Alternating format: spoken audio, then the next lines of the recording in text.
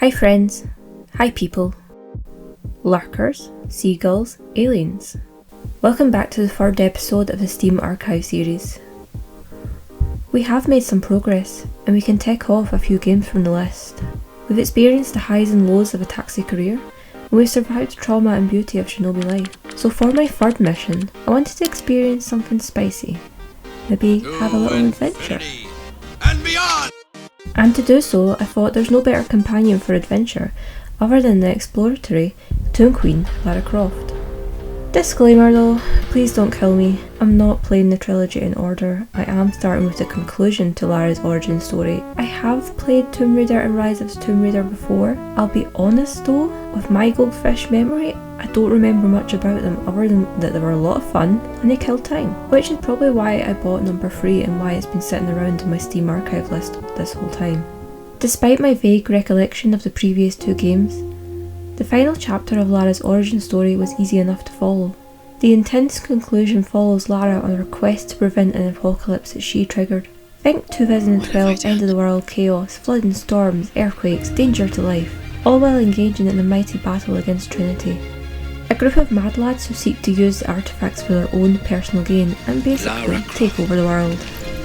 As Lara fights through mercenaries, deadly wildfire and elaborate tombs filled with traps, she struggles with her own obsession and trauma.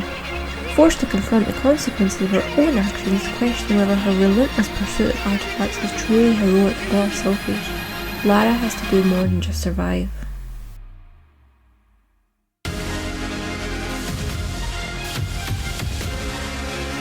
Like most games, the first section focuses on teaching the mechanics, climbing, movement, stealth, all that good crazy stuff that adds excitement to gameplay. Set in the midst of the Day of the Dead, the story follows Lara and her friend Jonah as they navigate through Mexico.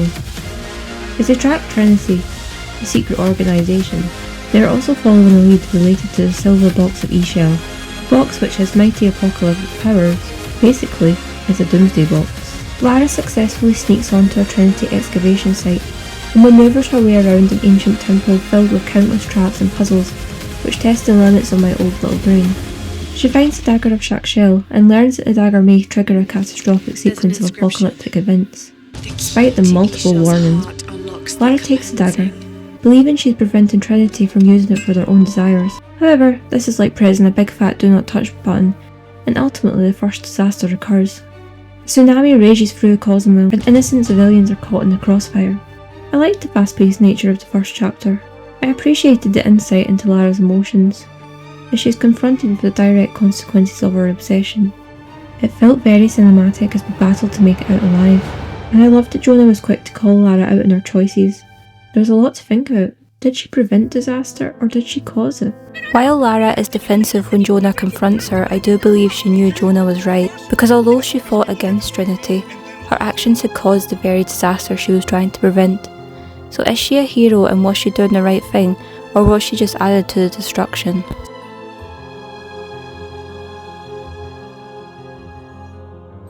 After the devastating tsunami, Lara and Jonah eventually regroup and strategize their next steps.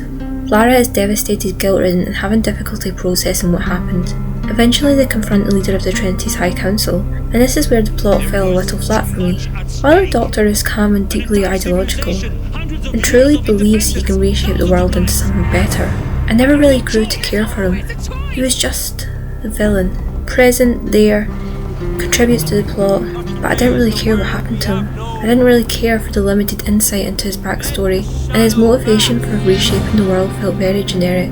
While he argues that he can bring perfectionism to society by removing corruption, suffering and chaos, to do so requires more sacrifice and more carnage, which clashes with Lara's opinion that ancient power should be left undisturbed and left to fate and history. To interfere brings too much unpredictability, and is absolute control truly any better? However, the confrontation did answer the few questions I had, like why was the dagger needed and what was the importance of the silver box.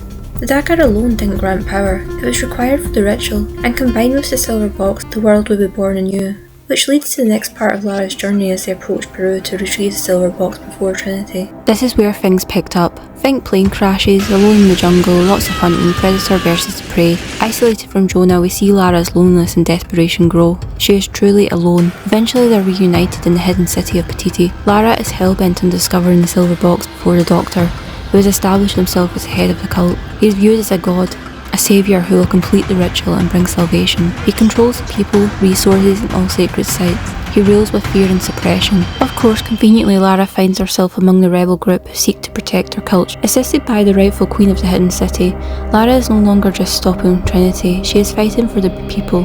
She is brutal, killing without hesitation, and while the Hidden Kingdom is a beautiful, thriving city, free from the burden of modern civilization, where traditions are respected and practiced, the city is thrown deeper and deeper into conflict and balances on the brink of destruction. And while the doomsday clock ticks, Lara battles Trinity using every skill she has. I did like the battle of the ideals, the similarities and contrast between the two, like how the Doctor was so adamant he was doing the right thing just as Lara believed she was, and that they both believed that they could wield the power for the greater good. Yet their definitions of what would be considered the greater good obviously varied. The trilogy of course gets its happy ending. Lara is no longer trapped by her past, creating her own legacy, no longer trying to prove herself to her fathers.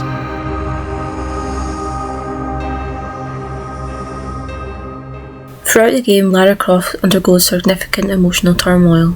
She constantly questions her motivations, and in her desperation she often lacks rationality, making decisions which puts herself and others at risk.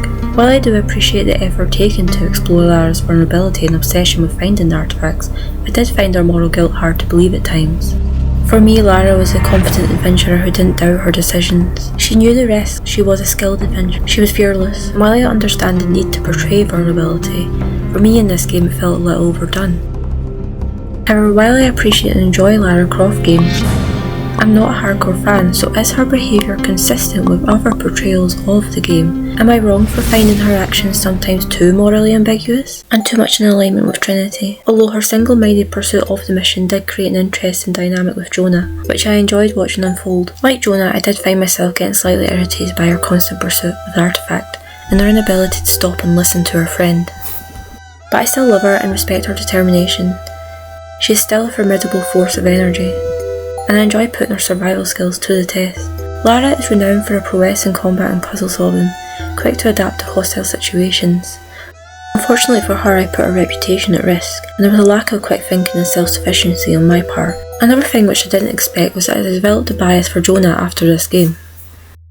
His personal growth is fun to explore as he evolves from a steadfast companion to a more emotionally grounded independent figure. He is the ultimate voice of reason and his loyalty is unwavering. While he is loyal to Lara throughout, it is nice to see him rewarded with stability as he forms a relationship, proves himself a capable leader and competent strategizer. I began to really support Jonah, and I was pleased when he struck a fine balance between supporting Lara and her endeavours, but also challenging her when needed. I think we all need someone like Jonah to be the voice of reason when we get caught up in blindsided ideas. While the main characters deliver strong narratives, I found some of the supporting characters to be a little underdeveloped, and honestly I struggle sometimes to remember their names or their purpose. I felt that their story really fell short of what I expected, like the young prince who barely shed a tear for his dead mother. And while I can respect that he's been raised to be fierce and independent, ready to step into leadership should catastrophe occur, he's still rather young, and I would have liked to have seen more internal conflict. Commander Rourke was just there.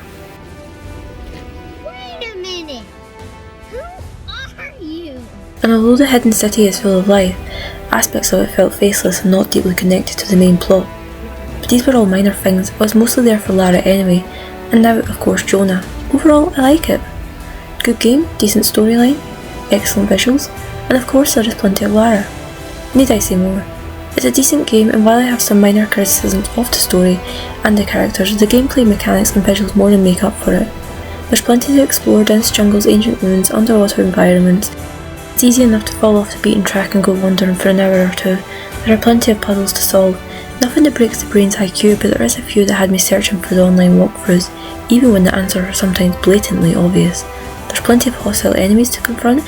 Combat allows for stealthy takedowns and brutal showdowns. There's a healthy mixture and aligns with Lara's adaptability as she battles through the destruction of civilization. There's relics, ruins, documents, maps and murals to keep Lara busy and push her one step closer to death. There's interesting upgrading mechanics where skills can be bought according to preferred game style. Of course, on my part it was always to go loud or to go home. I liked a lot of Lara's new capabilities, like the ability to camouflage and hang from trees. I spent a lot of time teasing the enemies hiding behind walls, reluctant to peel away from the safety of blending in. It was a nice addition, and added an extra element. Overall, Shadow of the Tomb Raider was great fun, and there was plenty of little details to be appreciated and explored. The tombs are excellent, well developed, and there's lots of them to discover. Exploration definitely felt like it was at the forefront of this addition to this trilogy rather than the combat, which felt more in line with what I remember about playing older Tomb Raider games. It seemed to have a slower, more intimate pace, and while not my favourite of the trilogy, I still had a fun time. I wouldn't rule out replaying. I'd rate it a solid 7 out of 10, but take that score with a pinch of salt. Make up your own mind, and for the many who have likely already played this game, as I'm a bit late to the scene, what did you think? Did it live up to your expectations? Let me know in the comments below. Thanks for watching.